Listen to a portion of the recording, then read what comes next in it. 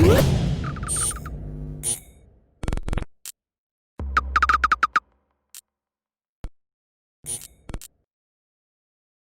is Andi Purewal for Boxing Social in association with Betfred. I'm delighted to be joined by the beast, Gamal Yafai, here in Birmingham. Gamal, it's the first time I've seen you for probably, I think, since Texas. Yeah. So how's life been? Yeah, good, man. Everything's been going good, been training hard and chilling. I know we did, I think we did one interview during the first lockdown. Yeah. Since then, how have you found life and the current lockdown situations and what have you? It's not been great, but it's not much has changed for me really, because all I do is train, go home, and do nothing, a bit of hermit. So the only thing that's changed is can't see family as much. But other than that, none of it's quite changed.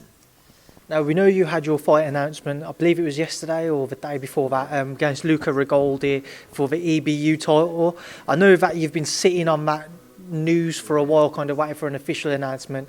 How relieved are you that you've actually got a date to work towards now on December 17th? Yeah, it's about time, yeah. We knew it was coming, we were training hard. Matchroom had been telling us we'd be fighting him before the year's out, so we knew it was going to be December time, so we'd been training hard and staying in shape and getting ready for it. And now it's come along. We're pretty much, 3 weeks out, and I'm near enough there. What can you tell us about Luca Rigoldi and what you're expecting from him?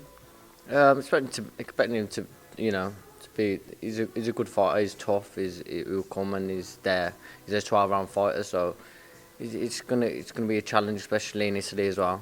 But a challenge that I think that I'm capable of, and I'm like I say, on my day I'll beat anyone. So there's not 100% know I'm going to win this fight. How do you expect the fight to play out in your own mind? If you had kind of a thought process, and I'm sure you've played it out numerous times whilst you've been waiting for an announcement on it, how do you expect it to play out?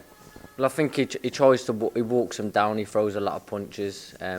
He's quite physically strong, but the fighters he's been fighting really can't punch and they can't keep him off. So I think with me he'll have to be careful, because with them little 8-ounce gloves, it's a different ball game. You can it's all right away in 14 ounce, and but 8 ounce and getting hit once can just change a fight automatically, and that's what I think will really be different.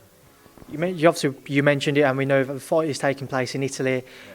Yeah. Did you always know that would end up being the case, even given the restrictions, or was you hoping that it would happen in the UK? Because at first it was Italy. It was made in Italy March 26th, 27th.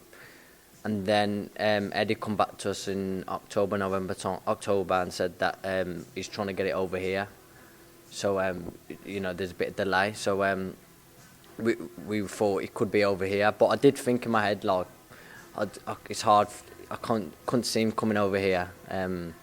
He's one of them where he won't come out of Italy, and I think he just didn't want to come here and didn't fancy it. So I don't mind.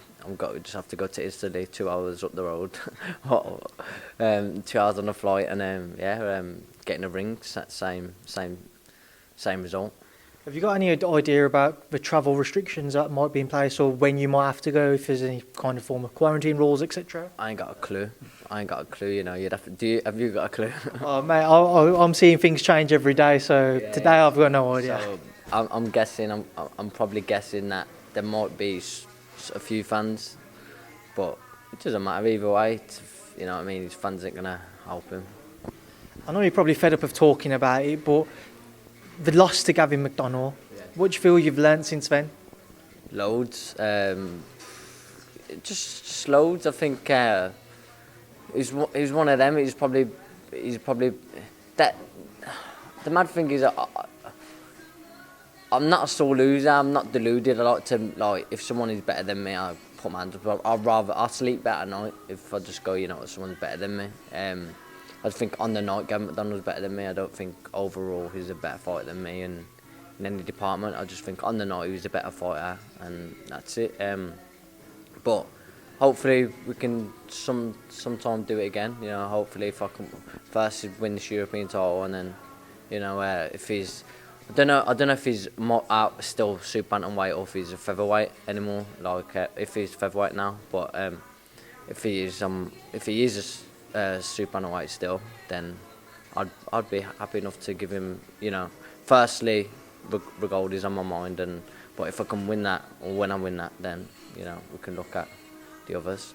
Do you feel the pressure heading into the Rigoldi fight, knowing what's on the line with the European title and the opportunities that could lie further ahead, especially in these current uncertain times when shows can be few and far between, to try and get on, because we're only seeing maybe 5 or 6 fights on each show at the minute?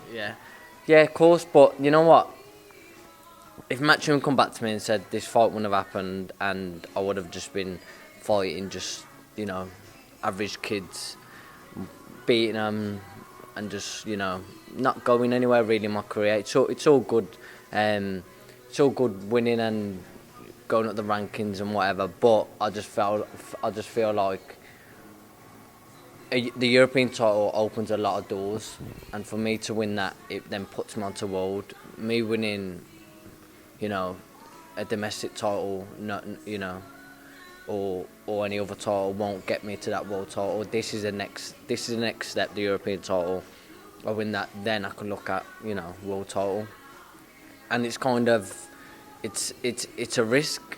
It's a risk. It's one of them, but what comes off risk is rewards, and I'm going to Italy. It's a hard fight. I ain't taking no easy fights. I don't want no easy fights. I want a hard fight, and a good title, and that's what that gives me.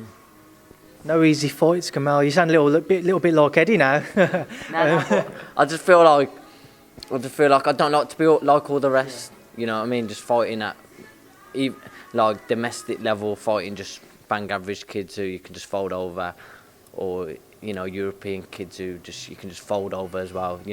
The crack, and it how it is. But I'd just rather this is a kid he's a good kid in his own. Got to give him respect. He's a European champion. He's a good 12-round fighter, and when I beat him, that puts me European level, and then I can look and go in the world. Now, just moving forward, Gamal, enough of yourself. We see Solomon Dacres here today, obviously teaming up with you guys here in the gym. How's he been settling in, and what are your thoughts on him early on?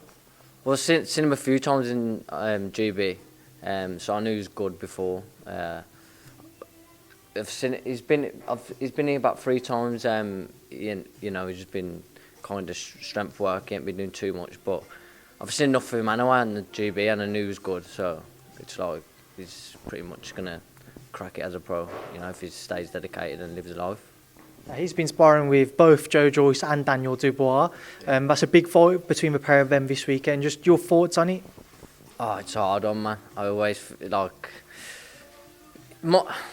if I had to put my house on it, I'd say I'd expect Dubois to knock him out. But because I've known Joe-Joyce for years, and I know how he's been, and I know how he fights, he's a type where he can be hit, but if he can be hit, if he can take him, he's a nightmare. And put it this way, if Dubois don't get him out in first few rounds, 4th, 5th, if he goes past 5th round, he's in for a hard night. Because Joyce is a bloody handful, man. Another big fight that we had announced last week was one between Canelo and Callum-Smith over in the States. Again, just your thoughts on it, Gamal? I hate this one. Because I love Callum and I love the Smith brothers and that. I speak to them, the nice kids and that. I speak to Steve the other week. But it's one of them. It's like, I love Canelo. I think he's unreal. And I will be, I'll be sitting there hoping Callum-Smith chins him. But being real to myself and being just a realist, as you call it, just being honest, I couldn't see anyone beating Canelo. But I'd love Callum to chin him.